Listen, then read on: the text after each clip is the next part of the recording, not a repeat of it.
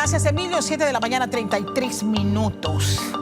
Analizamos otro tema. Bueno, está por terminar este año 2023 y arranca un 2024 donde los pronósticos advierten de años complicados entre las elecciones, entre compromisos pendientes, pero sobre todo con un evidente aumento del desempleo en la informalidad. ¿Cuánto impacta la reciente crisis y el cierre de la mina? También son proyecciones que se están apenas haciendo. René Quevedo, consultor laboral, nos acompaña a esta hora de la mañana justamente, René, para no solamente repasar las cifras, sino también un poco entender cuán complicado va a ser este 2024 que está por iniciar. Bienvenido. Sí, buenos días, Castalia. Gracias por la invitación. Es un placer estar acá. Sí, se avecina un año complicado. Recientemente, la semana pasada, el INEC publicó las cifras laborales del 2023. El último informe detallado había sido publicado a abril del 2022, así que pasamos más o menos año y medio sin cifras detalladas, ¿no? Ahí se puede observar una tendencia importante. Si medimos de octubre del 21 a abril del 2022, en ese periodo de tiempo, en esos 6 meses, la economía generó 17,000 nuevos empleos por mes aproximadamente. A partir de mayo del 2022 hasta agosto, eso baja a 5,766, es decir, hay una reducción del 66% en el ritmo de generación de empleo. Con algunas, digamos, particularidades. Por ejemplo, la logística perdió empleo, el comercio perdió empleo, prácticamente todos los sectores comenzaron. Es un proceso de estabilización. No olvidemos que nosotros perdimos 407,000 empleos formales del sector privado producto de la pandemia. Correcto. Hubo dos excepciones. Uno fue el turismo, hoteles y restaurantes, que generó empleo, y la agricultura. Lamentablemente, estas fueron mediciones hechas antes de la crisis y tanto la agricultura como el comercio y el turismo fueron arrasados por las protestas. No olvidemos que el 70% de los empleos en Panamá son presenciales, de tal manera que cualquier restricción de movilidad genera desempleo de manera automática. Así que eso es un poco la situación. Sí va a ser un año complicado. O sea que las cifras van a cerrar peor de lo que pensábamos, porque bien este último informe de INEC se presenta antes de la crisis. Sí. La tasa de desocupación en Panamá disminuyó en 2,5% para situarse en 7,4%. Sí. Era la relación de la cifra alcanzada hasta abril del 2022. Así es. Cuando se situaba en 9,9%. Pero hay una situación muy puntual. Bueno, estábamos hablando de más de 400,000 personas desocupadas, sí, después de la pandemia. ¿Qué va a pasar, o las proyecciones que se tienen con el cierre de la mina? Sí, bueno, yo creo que es importante también, entre enero y septiembre de este año, Mitradel tramitó en promedio 23,000 nuevos contratos laborales por mes versus 33,000. Eso es importante. Versus 33,000 en el mismo periodo del 2019. O sea, hay un 30% menos de generación de empleo formal. Obviamente el tema de la mina nos impacta, claro que sí. Digamos, no van a haber los ingresos mineros y ya se ha anunciado una reducción de los aportes del canal. Así que definitivamente esto plantea un elemento complicado. Ya la minera anunció el despido de 4,000 trabajadores directos. Sin embargo, en una actividad que representa el 5% del Producto Interno Bruto, el ecosistema es bastante amplio. Yo lo ubico inclusive por encima de los 40,000 empleos que se mencionan. Una cuestión muy importante, ¿no? Y hay que entender que yo no puedo, digamos, de un plumazo, eliminar 5% del Producto Interno Bruto, 14% de la inversión extranjera que hay en el país y 21% de toda la inversión extranjera que ha venido al país desde que somos grado de inversión, y no pretender que eso no va a causar un impacto importante. Claro que sí, o sea, va a causar un impacto importante. No solamente a corto plazo. A mí me preocupan muchas cosas, ¿no? Por ejemplo, ¿quién va a pagar por el cierre de la mina? No existe relación jurídica entre la empresa y el Estado.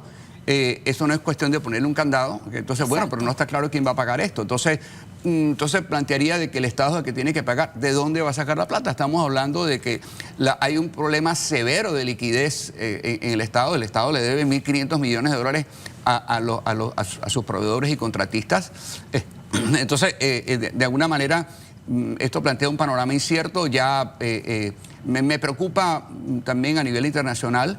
No olvidemos que esa es la mayor inversión extranjera en la historia del país, y la inversión extranjera en Panamá ha venido cayendo. El año pasado cerramos con 2.900 millones versus 3.900 en el 2019. De alguna manera me preocupa que le planteamos a los inversionistas internacionales que aquí había una oportunidad de negocio X que captó 21% de todos la inversión extranjera que ha venido, y bueno, ahora siempre no. Entonces me preocupa, ¿no? Pero bueno, estamos en un año electoral, y estamos claros de que el próximo gobierno, quien aspire a gobernar, tiene que saber. Hace pocos minutos entrevistamos al presidente del CONEP y él manifestaba que le preocupa que se está alineando una tormenta perfecta. Sí. En la crisis del programa de vejez, invalidez y muerte, que no hemos entrado en detalles, va a haber menos aporte del Canal de Panamá ante la crisis del agua.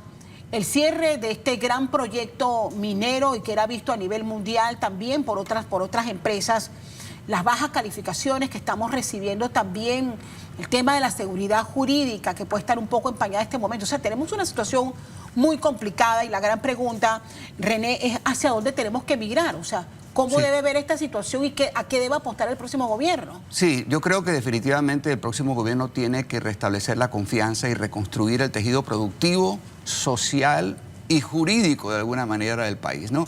Hay un problema severo de gobernabilidad. ¿Qué seguridad jurídica puede plantear un gobierno que no puede ni siquiera abrir las calles, ¿no? O sea, que yo creo que tenemos que entender que el mercado internacional, los inversionistas no nos ven como la Asamblea por aquí, el Ejecutivo por allá y la Corte Suprema por allá. Somos un solo país, nos estamos convirtiendo en un destino impredecible para la inversión extranjera, y no hay nada más cobarde que el dólar, ¿ok? Entonces, creo que definitivamente me gustaría ver liderazgo que nos una. Ya tenemos suficiente gente dividiéndonos. Me preocupa que estamos más preocupados de buscar culpables que de encontrar soluciones a un problema que no entendemos. O sea, nosotros no podemos construir un país destruyéndolo. O sea, lamentablemente hay una severa crisis laboral, que es más que una crisis de empleo, es una crisis de confianza. Se habla, yo creo que estamos, digamos, pensando más que todo en deseo. Insisto, creo que hay un sentimiento de hartazgo, ¿okay? Se habla de que somos un país turístico, pero lamentablemente no somos un país turístico. El 62% de los empleos que genera el turismo son informales. Hace 10 años era 25%. Quiere decir esto que la desconfianza de los inversionistas en el turismo panameño ha aumentado de manera dramática. Entonces, pero bueno, si es un objetivo, vamos a trazarnos como plan. Creo que, como dicen, ganes o pierdas, nunca pierdas la lección. Creo que esto es un momento para reencontrarnos y redefinir una identidad entre todos, pero definitivamente necesitamos liderazgo que es... ¿Ya que debemos apostar, René? Usted mencionaba que en pandemia y ahora con esta crisis, los más golpeados al final fue el sector turismo. Sí. Cierre de restaurantes, cierre de hoteles. Recientemente caminaba por la avenida Perú y me sorprendió la cantidad de hoteles pequeños que generalmente estaban habilitados para un turismo centroamericano. Están cerrados. Los pequeños restaurantes están cerrados. Sí. Toda restricción de movilidad en una economía como la nuestra genera desempleo, ¿no? Automáticamente. Y no podemos olvidar que las 3/4 partes de quienes perdieron sus trabajos producto de la pandemia eran trabajadores con 11 o menos años de escolaridad que ganaban $750 o menos. Entonces, estas cosas lamentablemente terminan perjudicando al más vulnerable. ¿Qué recomendaciones para los jóvenes, tomando en cuenta que el desempleo tiene rostro de joven? Sí, lamentablemente los más perjudicados serán los jóvenes. 1 de cada 10 empleos que genera la economía beneficia a jóvenes. Y me preocupa la educación. ¿Por qué? Porque la economía va hacia una economía de conocimiento, pero de acuerdo a las pruebas PISA del 2018, solamente 1 de cada 100 jóvenes sabe diferenciar una opinión de un dato. Es decir, entonces creo que es importante tener un sistema educativo divorciado de nuestra realidad laboral, porque nuestro sistema productivo y nuestro sistema educativo no se hablan. Yo creo que como el futuro de los jóvenes está en emprendimientos más que en trabajo asalariado. Obviamente necesitamos generar empleo formal, Para ello necesitamos confianza. Los buenos salarios y las buenas inversiones estarán donde hay inversiones, los buenos empleos y los buenos salarios. Entonces creo que todas estas cosas que están ocurriendo aumentan la incertidumbre con respecto al clima para la inversión privada en el país. Nosotros tenemos que crear confianza de que invertir en este país es buen negocio. Lamentablemente, pues los últimos acontecimientos no nos han ayudado en ese sentido, ¿no? Quiero agradecerte. René Quevedo, consultor laboral, esta mañana con nosotros haciendo el análisis. Ojalá tengamos la oportunidad de conversar contigo antes de que termine este 2023. Con mucho gusto. Bienvenido siempre. Joanny,